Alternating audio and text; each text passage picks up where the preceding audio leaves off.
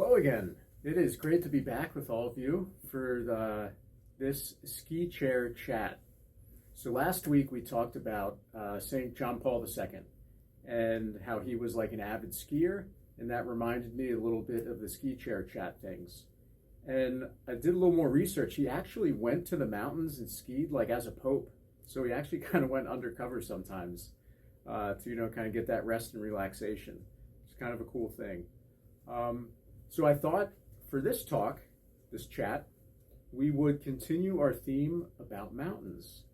And we'll begin with a quote from that very good and holy Pope from Poland. He had a quote saying, "I too, in my youth, felt the beneficial influence of his example, and as a student, I was impressed by the force of his Christian testimony." Wow, that really shows the power of a witness. So you might be wondering, who was John Paul II talking about?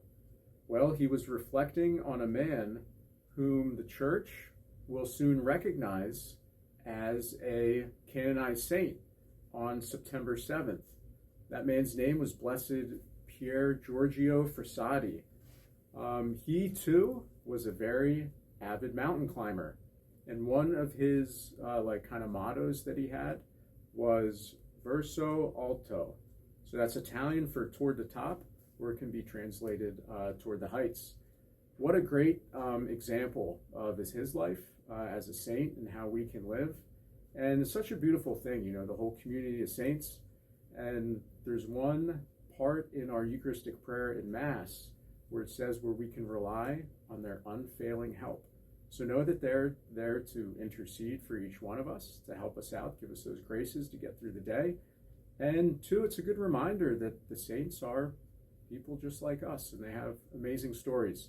So I would encourage you to check out the story of Blessed Pier Giorgio Frassati. A lot of great stuff on the web, so if you check it out, that would be awesome.